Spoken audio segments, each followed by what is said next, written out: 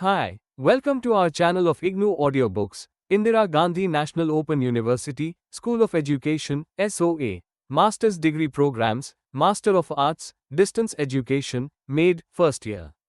MDE 411 Growth and Philosophy of Distance Education. Block 5 Growth and Innovations. Unit 6, Distance Education in Developing Countries, Prospects and Challenges. P.R. Ramanujam, 1997. Editor's note, this paper by P.R. Ramanujam was first presented at the 18th World Conference of the International Council for Distance Education, ICDE, at Penn State University, USA, in June 1997. Ramanujam raises a number of issues related to the practice of distance education, more particularly of adopting and adapting the relevant models for developing countries. The issues raised and arguments advanced here may generate a wider debate on the theories and practices of distance education which are increasingly subjected to scrutiny all over the world. We expect this paper to be of interest to not only the distance learners but also the practitioners and theoreticians of distance education. A global view. The phenomenal growth of distance and open learning systems all over the world has drastically changed the educational scenario everywhere today. The conventional notions about teaching learning are being replaced very fast by new ideas and strategies, thanks to the revolutionary changes continuously taking place in the media and communication.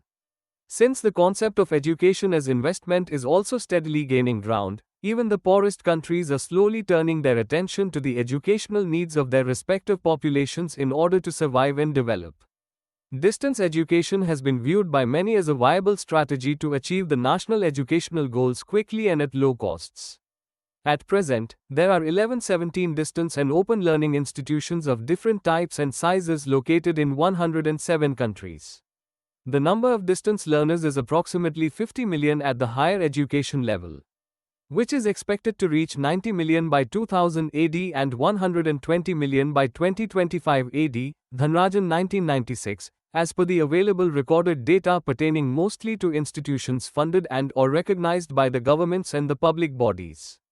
If we add to these the private and unregistered institutions and the students learning through them, the figures will be still higher. In India alone, as per the latest data available in 1995, there were about 57 distance teaching units called correspondence, distance education departments located within conventional universities. 7 state open universities and 1 national open university, AIU Handbook 1995. Over 1 million students would be on the rolls of these institutions in 1999, and the number of state open universities would have gone up. At the school level, the National Open School offers education to about 60,000 students spread across the country, Chakrabarti K. 1994. Besides these, distance teaching programs are offered by some private institutions and television companies, e.g. Z programs by Zee TV. The management programs offered by Jan TV, Sun TV and others. Roughly about 16% of the student population at the higher education level is already taken care of by the correspondence, distance, open learning systems. The expansion of the distance and open learning system in other countries, both developed and developing, has established beyond any doubt the fact that this system is going to play a very important role in the 21st century. The present dominance of campus-based higher education may become a thing of the past perhaps by the middle of the next century. If not earlier than that. Possibly the merger of the two systems may take place faster than expected, and it may lead to new structures of educational institutions and new strategies which may be used by both campus-based and distance mode institutions. If that is the trend, then, what will be the implications of it for the developing countries? The implications could be many, but the most important of them will be for the economy, sovereignty and the culture of the people of the developing world. How the growth of distance and open learning will impact the areas seemingly unrelated to education in the developing nations can be accounted for by analyzing the nature of demands made by the system on the resources of a country, the curriculum, methodology and the managerial process as a whole. Besides these, the cost factor, which is usually assumed to be cheaper in the distance education system, plays a major role in promoting the system in place of face-to-face campus-based education. Distance education in the developed world. Distance education scenario in the developed world presents a comparatively bright and promising picture for the 21st century. The Open University, UK for example, has become the country's largest university, which now plays a central role in the credit transfer and award validation mechanisms that knit British higher education and training together. John Daniel, 1995. In general, the European Distance Education Network, EDEN, shows that the European countries have firmly recognized the distance and open learning system as part of their educational enterprise. North America, Australia and Japan have developed their own distance teaching learning systems in many forms flexible enough to cater to the varied needs of their different learner clientele. SOE, 1995. Advancement in communication devices which are widely used by the distance and open learning institutions in the developed countries make the individualized teaching learning possible there. Besides, the well-established academic traditions and a wider provision for basic primary and secondary education have created a strong base for extending higher vocational and unconventional educational programs to those segments of adult populations who have limited or no access to campus-based face-to-face education in the different areas at the tertiary level. A brief overview of the prominent features of distance and open learning scenario in some of the advanced countries would give us a better understanding of the situation in those countries. For example, in the United Kingdom, Germany, France, Norway, Sweden, Spain, the United States of America, Canada, Japan and Australia, the distance, open learning systems operate very effectively for the following reasons. Adult learners with an appreciable degree of basic, primary, secondary education. Medium of instruction is mostly through the mother tongue of the learner. Technology and communication facilities. Availability and accessibility of well-equipped, advanced institutions with clear vision and mission statements. Adequate resource mobilization. Thoughtful and committed academic leadership. Flexible and need-based curriculum. Committed and/or trained, qualified staff.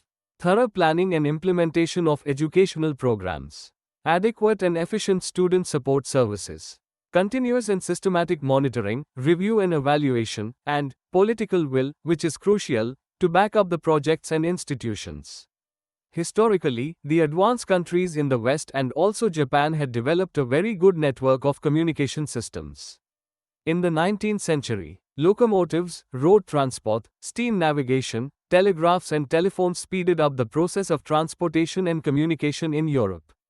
The Industrial Revolution made it necessary for the nations to improve transport to carry out their economic, trading, commercial and military activities successfully. As a byproduct of these, experiments with new ways of teaching learning started, though slowly and on a limited scale. Humanistic education was still struggling against the centuries-old sectarian religious dogmas in the 19th century when the campus-based classroom teaching was emerging as the dominant mode. Isaac Pitman, in a way, planted the seed of the modern correspondence education when he started offering postal tuition on shorthand in 1840 in Britain. Pitman would not have imagined that after a century his small educational venture would grow into a significant mode of education spread in many forms in the United States of America, Australia, Western Europe and Canada in the late 19th and early 20th centuries. Since campus-based, classroom teaching was confined to the upper classes and the middle classes in the industrialized nations, the forceful demand for education from the working classes and other deprived sections of the society had to be met through some means. After the Second World War, the demand was felt all the more urgently because the issue had a potential to disturb, if not overthrow, the existing social order, and the ruling classes could ill afford such an eventuality that would lead to social unrest. The concept of the welfare state was gaining importance, presumably with the approval of the ruling classes. Throughout Western Europe, in order to contain the spread of social revolutions which had already covered one-third of the globe in the late 1940s. As a part of the welfare state concept, new ways of meeting the increasing educational demands of the people were also to be sought. At the higher educational level, the Open University system became the flagship to meet the challenge. The history of the establishment of the Open University in the United Kingdom in 1969 makes it abundantly clear that the Labour government's policy to expand higher education through the Open University was the least revolutionary in the classical sense of the phrase. Nevertheless, the project had to be pushed through with skill and determination because of the perceived social threat in it by the Conservatives, Perry 1976. It is a different matter that later on, the Thatcherite conservatives too found it useful to ward off dangers from the lower classes demanding more of their share in the educational domain. The Open University is an example of how harmless palliative can be projected as a revolutionary measure by the left of the center politicians, which in turn would be perceived as a threat and therefore opposed by the die-hard conservatives. Neither of the stances did substantially alter the role of open universities and distance education, as is evidenced by the experience of many countries in the advanced world. Educational concerns of the developing world. An analysis of the socio-cultural contexts in which the terms distance and open education were originally coined and used would show that the advanced Western countries conceived distance education concepts on the basis of their technological growth, cultural heritage, and academic traditions. Not that there are no conflicts among the educational philosophies of Western countries with regard to distance education. The ongoing debates in the developed world on the sociological and pedagogic implications of technology-based teaching learning, the philosophical principles which shape the distance learning curricula, the ideological biases in course contents, the cost factor, marketability to educational enterprises, and other issues have much relevance of distance education in the developing world. However, the level of the debates as such shows that the concerns of distance educators in the developing countries are more at the basic level. The concerns are such as the following. I. Can some sort of education reach the people? E. Can the shrinking educational budgets meet the minimum infrastructural requirements? E. Will there be an appreciable degree of success in the course completion rates? IV. Are there job opportunities for those who complete their studies through distance mode? V. Are there enough arrangements to provide education to those who want it, irrespective of its use value? These and similar issues dominate the thinking of the policy makers and administrators in the developing countries. Surveying the distance education scenario in a number of developing countries in Asia, Africa and Latin America, Manjulika and Reddy, 1996, observed the following common features. Inadequate finances, poor communicational and infrastructural facilities, absence of clear governmental policies, limited use of audiovisual media, shortage of experts to develop multimedia courses, lack of financial and academic autonomy for distance teaching institutions, low social and academic status of distance education because of quality issues. Individual studies on the specific problems of developing countries have been studied by a number of researchers, see Arger 1990, Holmberg 1989, Peter Smith et al. 1987. However, the conclusions and generalizations which are to be derived from the specific contexts are very significant for this discussion. What appears to be quite obvious from the point of view of academic research becomes important when looked at from the political, cultural and sociological angles of the current distance education scenario. Some research studies have posed the questions related to distance education in the developing countries frankly and directly, Arger 1993, Villaroel 1995, Oliveira and Rumble 1991. Others have given a descriptive analysis of the needs, issues, possibilities, challenges, etc., of the developing countries practicing distance education. But the descriptive details in themselves are significant. The overall aims of distance education curricula, the characteristic features of the students' clientele, the infrastructural facilities such as buildings, electricity, postal services, transport, telecommunications, the television, radio network etc. and the human resources to use the facilities, especially the media technology when made available, are the key factors which must engage the attention of distance educators in the developing world. These factors have utmost significance in the context of proposing distance education as the viable alternative strategy to tackle the educational problems at the national levels in many developing countries. But what does actually happen in the developing world? The Open University and the developing world. The success of the British Open University in the 70s obviously acted as the inspiration for policymakers in many developing countries to establish their own open universities or distance teaching units. In India, for example, the thinking of establishing an open university at the national level had been there for a decade before it actually materialized in 1985 with the establishment of Indira Gandhi National Open University, IGNOU, Parthasarthi Committee Report 1974. Although the Andhra Pradesh Open University, now Dr. B. R. Ambedkar Open University, was established in 1982, the blueprint prepared for a full-fledged open university was given some kind of practical shape only in the establishment of IGNOU, which is broadly modeled after the Open University. UK. In 1974, i.e., 5 years after the OUUK came into existence, Pakistan established the Allama Iqbal Open University, AIOU, at Islamabad. The AIOU has been guided by the consultants from the UK from its inception. Thailand established its two major open universities, Sukhothai Thammathirat Open University, STOU, and Ramkhamhaeng University, RU, in 1978 and 1971 respectively. Although Thailand too got the inspiration from the success story of the OUUK, it has deviated a lot in adapting the open university system to suit its local needs. Sri Lanka, 1981, Bangladesh, 1988, Malaysia, 1980, Hong Kong, 1990, Singapore, 1991, and South Korea, 1983, are some of other important examples of countries having drawn inspiration from the British Open University. However, the British Open University itself was the result of Harold Wilson's inspiration that he got from the former USSR when he visited it in 1956 and saw the tremendous success of distance education of a different sort, which was centrally planned and implemented by the Soviet state to meet the educational demands of the country. The East European countries, the former German Democratic Republic, Cuba, Nicaragua, Zimbabwe and Tanzania are other notable examples which have modeled their educational policies and practices on the basis of the experience of the USSR. In the post-Mao People's Republic of China, distance education got an impetus through radio and television broadcasting. Central Radio and Television University, CRTVU, 1978, is one of the biggest institutions in the world which provide education to workers who need to update their technical and vocational skills. Distinction or the divide? What really distinguishes the distance education of the developed countries from that of the developing world is the overall aim set for it.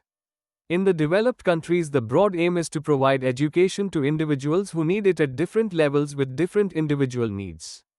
In the developing countries, the aim becomes a collective one, such as nation building, eradication of illiteracy, rural development, health education, women's education, tribal education, education of the socially disadvantaged, etc., besides the usual academic, technical and vocational programs.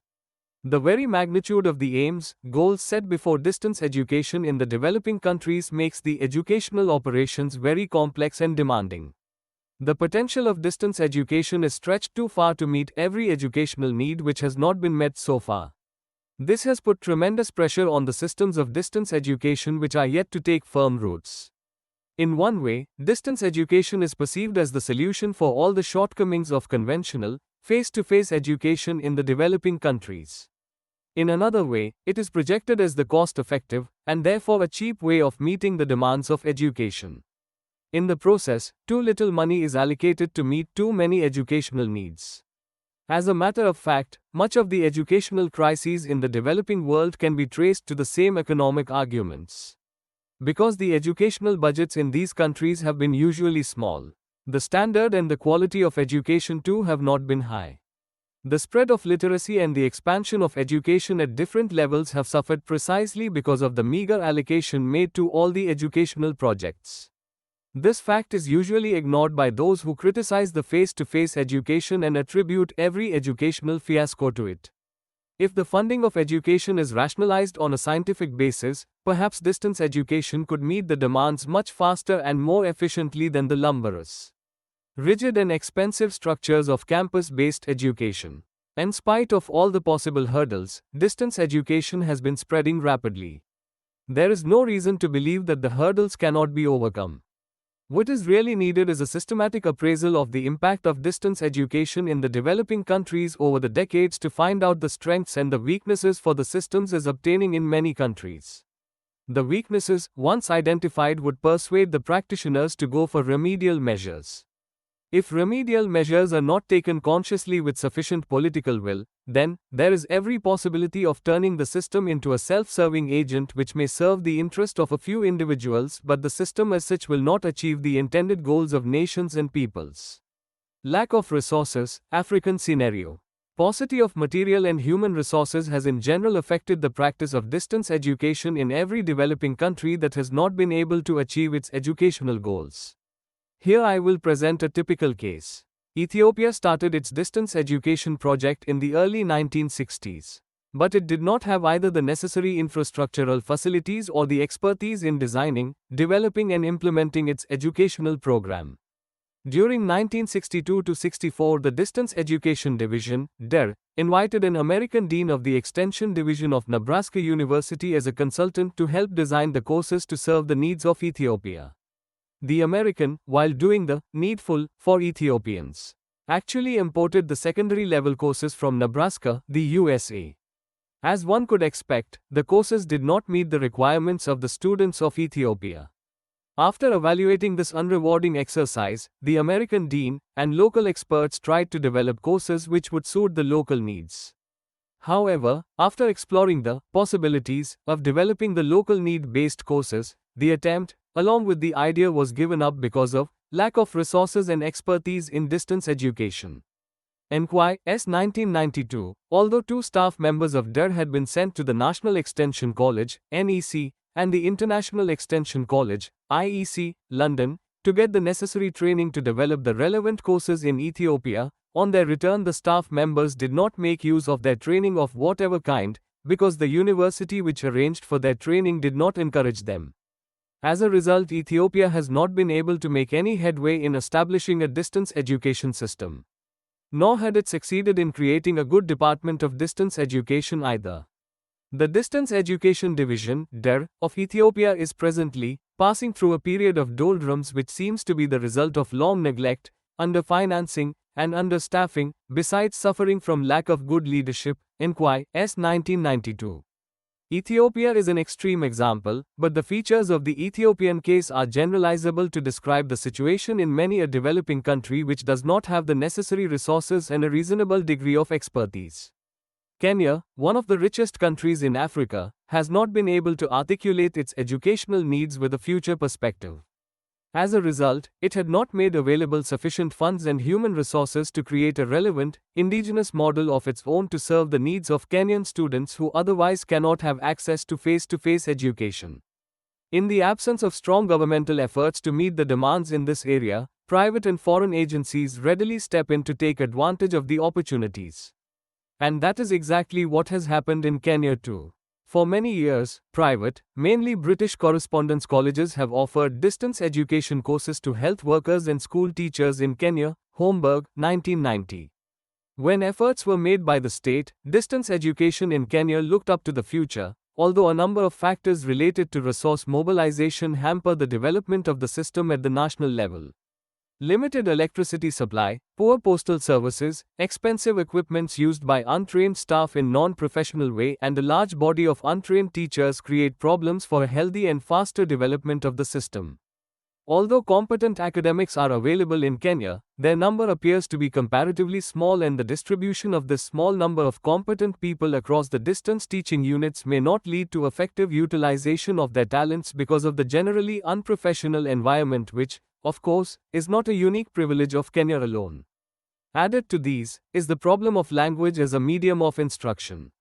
Although English is one of the 2 official languages of Kenya playing a dominant role in administration, education, journalism and business, the mastery of English by a majority of Kenyan teachers is regrettably low. Poor mastery of English, which is the medium of instruction, slow administrative process and lack of resources inevitably slow down the speed of distance education in Kenya, a country rich in its oil and natural resources, unlike Ethiopia. Zambia has made tremendous advancement in distance education in recent years. However, inadequate material and human resources negatively affect the quality of the programs as well as the learning process. While acknowledging the achievements of distance education in Zambia, Mulenga, 1987, identified some difficulties, particularly in course development and student services, which reduced the quality of the distance education offering. Zambia, though a small country as compared to Kenya, Ethiopia and India, can however boast of greater success in its endeavor to promote distance education because of its rational resource allocation, concern for quality and care for setting achievable goals and proper planning. In general, distance education in African countries suffers from the same malnutrition that impoverishes educational institutions in other developing countries: shortage of resources, Analyzing the trends in teacher education in the Third World, Gary Coldwell and Som Naidu, 1989, identify population growth and the shrinking resources for primary education as two of the other important reasons for the poor quality of education, including non-availability of trained teachers, particularly in the rural areas where the majority people reside, which make the practical operations difficult and complex. The perennial contradiction in implementing the educational programs in the developing countries, thus, is that of greater needs of education at every level and the grossly inadequate resources to meet them. Latin America. Latin America had been struggling at least for 2 decades till the mid-80s to come to grips with its own problems with respect to deciding on the suitable models of distance education. Rumble, 1985, observed the peculiarities of the Latin American situation in the early 80s and noticed doubts being raised by the Latin American educators about the suitability of the British Open University model in the severely underfunded, poverty-stricken and illiterate nations usually governed by authoritarian regimes. The most significant problems adversely affecting the Latin American distance education have been shortage of resources to create infrastructural facilities, shortage of trained educational managers to plan and operate a distance education system, and the highly politicized nature of university structures which make innovative educational projects very fragile. Although doubts were expressed about the future of distance education even in the 80s, the concept has taken firm roots and in certain respects it has contributed significantly as a model to the developing world, which we shall discuss later. Theses on distance education for the developing world.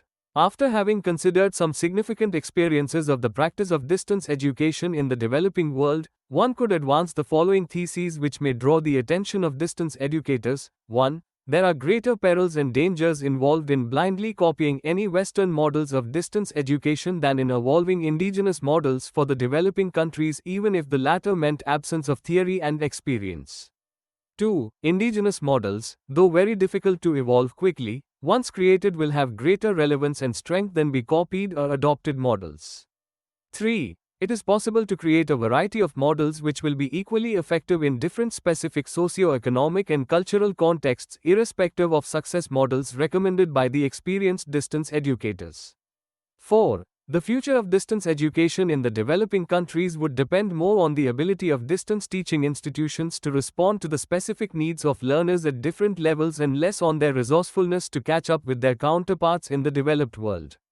Let me substantiate the above with some evidence.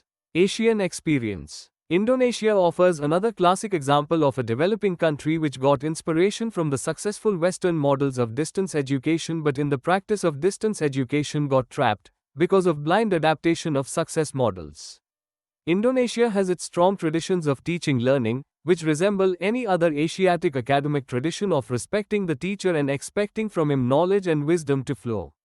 Besides this reverential treatment of teachers and teaching, the low literacy rate and strong oral traditions do not adequately prepare the teachers as well as the learners to benefit from distance education as practiced in the West. The first obvious mistake that every developing country, including Indonesia, makes is to ignore the ground reality where too many incomparable variables distract the smooth functioning of a model which might have been a success in a developed country. In the context of distance education, the concept and strategies of self-learning have to be applied cautiously and imaginatively. Without the psychological and cultural preparedness of both the teachers and the learners, distance teaching and self-learning will not be successful. The necessary preparedness does not come to them without changing their social, economic and cultural orientation to the extent necessary to receive the concept and adapt it to suit their own conditions. Radon Dunbar, 1991, while addressing some of the above-mentioned issues in Indonesia, observes that the fundamental cause of distance education failure in Indonesia has been the adoption of Western models, without adaptation to suit the acculturized behaviors of Indonesian teachers and learners. Indonesia has a large population, strong Islamic culture, oral traditions of teaching which hold the teachers with high respect and view learners as receivers of knowledge. It has high population growth rate, low literacy rate, limited access to sophisticated technology and a fragile democratic polity. Obviously, it cannot be expected to succeed in practicing distance education in the way it is done in Europe or North America. Nor can it increase its educational budget to the extent necessary to provide Resources for face-to-face education to meet the educational needs of the people entirely. The possible alternative would be the creative adaptation of some successful model of distance education. But Indonesia went for adoption rather than adaptation when it established its Open University in 1984, the Universitas Terbuka, UT. The obvious choice of a model for UT was the UK Open University. Naturally, the UT's strategies to impart distance education were based on the strategies of UKOU. UT started its activities with a big bang, admitting 60,000 students for its courses in 1984. And in 1990 about 270,000 students enrolled for the various courses of UT. But the success rate of course completion was anything but satisfactory. The university was beset with all kinds of problems and difficulties in carrying out its plan, particularly in the crucial areas of course development and course delivery. The reasons for the unrewarding exercise are not far to seek. Dunbar, 1991. Any developing country going in for adopting a foreign, especially a Western success model is bound to find itself in a tricky and difficult situation if it fails to adapt the model to suit its own specific situation and plan its activities with a strong sense of realism. Because of uncritical enthusiasm, the planners of distance education in the developing world want to do things in their respective countries in the way the Western institutions have done and succeeded, forgetting the latter's specific concerns, resources, experience and traditions. This uncritical enthusiasm of the planners of the developing world may have three sources. A genuine lack of understanding about the implications of adopting Western models. A desire to please the political bosses by doing something visible for political and publicity purposes and/or the vested interests of some key players who deliberately do things which would suit their personal interest rather than the interests of the institution and the learners. One or all the above can be seen operating behind the planning and execution of distance education projects in the developing countries. Indonesia too must have had its share of this sad experience. The planners of UT indeed heavily depended on the Western models and the Western consultants from the UK, Canada and America. UT's experience in adopting the UKOU strategies in course development and course delivery, though sadly disappointing, has a few valuable lessons to offer to the developing countries which would like to start their own distance teaching. Commenting on the failure of the strategies adopted by the UT for its course development and delivery, Dunbar, 1991, says, "The assumption appears to have been that Indonesian distance teachers and learners would behave in much the same way as their Western counterparts when faced with teaching and learning via mediation, must eventually be mastering the technique of education without a direct and continuous personal relationship with the teacher." The assumption was obviously proved wrong. Because of the fundamental variation in culture of teaching learning between the country which created the model and the country which adopted it. Besides the cultural implications, one could easily discern the other possible reasons: variations in the infrastructure facility, access to technology and provision for a strong student support service. A team of evaluators from UNESCO ICDE studied the myriad problems faced by the UIT in 1990, summarizing the situation at the UT. The report by the UNESCO ICDE team says, UT would appear to be beset by a daunting number of problems of a fundamental nature that will require some dramatic, if not traumatic, changes to be made before it can be accepted by the community as a viable alternative to traditional forms of education. The education philosophy and the current organizational arrangements that have been designed to support it are clearly not working. Similar discoveries will be made sooner or later about the non-working models and strategies adopted by many other developing countries, including India. The most important lesson from these experiences for the developing world is that the blind copying of any successful Western model of distance education would not work in the developing world but, which is much more alarming, would discredit the way philosophy of distance education in the situations dominated by traditional notions of education, and thus hamper its growth for a long time to come. Strengths of indigenous models. As a refreshing contrast to the experience of Indonesia and some other developing countries, the Latin American experience is one of self-confidence and independent thinking. Although many Latin American experiments with distance education had to meet with disappointing experiences and failures, even the grim determination with which some of the Latin American distance teaching institutions have struggled to establish themselves as relevant models in their own right and in their own soil must inspire other parts of the developing world in a positive way. It took about 10 to 15 years for some leading institutions in Latin America to make their presence felt, but the efforts were worth making. Oliveira and Rumble, 1991, in their review of distance education in Latin America recognize a number of strengths and also point out the weaknesses and constraints of the system of distance education. The major strength of distance education in Latin America is to be seen in that it has developed its own forms of distance education to confront realities and problems which are peculiar to the region. Oliveira and Rumble, 1991. The indigenous forms of distance education, school equivalency programs, post-secondary in-service teacher education, university extension education, mass higher education, rural community education, and many developmental programs through distance teaching. The progress in these areas had, of course, been made, despite stiff resistance from the conservative circle of academics and policy makers, as also the problems can used by paucity of resources, experience etc., which lead to the collapse of a number of programs and projects. But the success of indigenous models outshines the failures precisely because of the Latin American determination to find its own solutions to its problems and resist the temptation to imitate the European and North American models blindly. In other words, in spite of hardships and some failures, Latin American region has succeeded in creating the suitable forms of distance education through experiment and adaptation rather than adoption of successful models alien to its own reality. This creativity and adaptation can be observed in a number of aspects of the system, including the use of pedagogy and technology. Oliveira and Rumble observe, the successful transfer of the concept rested in part on the use of communications technologies which already existed in the region and in part on the decision by the planners to adopt an essentially conservative approach to academic policy. In marked contrast to the British model. In general, the regional development of distance education at the higher education level have been a product of the Latin American situation and not of externally imported technologies, policies and structures. No wonder, the Latin American region has been able to show to the world such successful institutions as UNA of Venezuela and UNED of Costa Rica. The mass education programs organized for the poor peasants by Paulo Freire in Colombia has inspired a number of other countries in the region. The potential of radio had been particularly appreciated by the Latin American institutions in Colombia, Brazil and Nicaragua.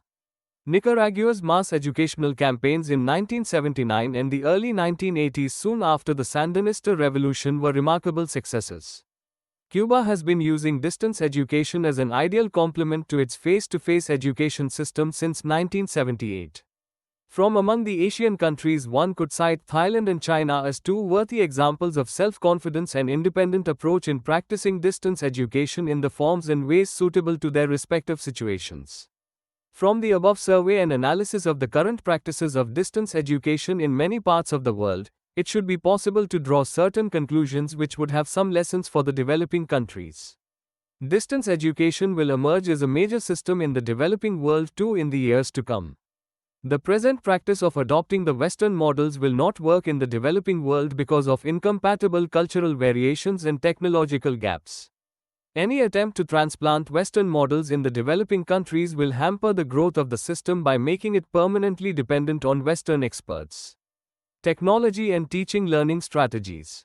There is an urgency to rethink about the current strategies of course development and delivery in all the countries which, for some reason or other, have based their strategies on the Western, particularly the British model. The use of technology needs to be decided on the basis of its access to institutions and learners in the developing countries. It is not always necessary to have sophisticated technology to establish successful distance education models in the developing countries. Instead of competing with the Western models which need heavy investment and high technology, the developing countries should make use of their available resources to meet their specific educational demands.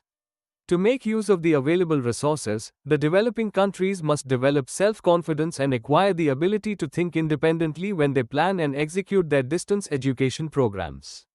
In order to acquire self-confidence and independent thinking, distance educators and policymakers must first study the history of distance education in the advanced countries and relate it to the social and political history of the relevant countries.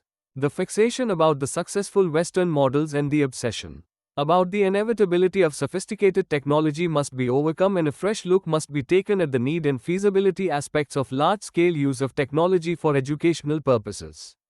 If and when sophisticated technology is acquired by institutions in the developing countries, the use of it must be considered on the basis of its usability and accessibility from the institutional and students' points of view.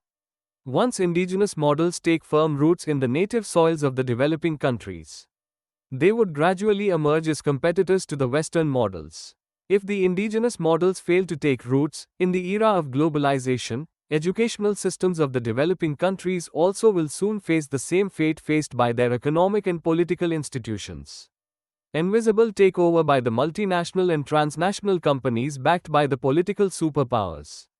The above conclusions may sound alarming or even far-fetched to those who have been habituated to looking at educational issues in isolation of economic, political and technological developments. But they are not. Distance education itself has become a global phenomenon and its developments have intimate relationship with the developments of global trends in economy and technology. Economic imperialism, political imperialism and technological imperialism have simultaneously forged an alliance with cultural imperialism, of which educational imperialism is only a minor component. The dilemma of the developing world is that it has not been able to resist the global onslaught of powerful economies without compromising their own economic interests and political sovereignty. Such compromises are justified by the rulers of the poor nations in the name of integrating themselves with the global economy. In fact, the term globalization is a euphemism for opening the gates of every country to the economically powerful countries. This is not a voluntary welcome, but a compulsion for the weaker nations without which their very existence as nations would become difficult. The same dilemma, and for the same reasons, is faced by the distance teaching institutions in developing world. It is not a matter of recognition, but a question of resolve that is needed to strengthen the educational models which grow in individual countries, much in the same way one feels the need to protect the seeds and plants of different countries which are threatened and destroyed in their own native soils by the patent rights and GATT agreements signed in Uruguay but decided in Washington. Thank you.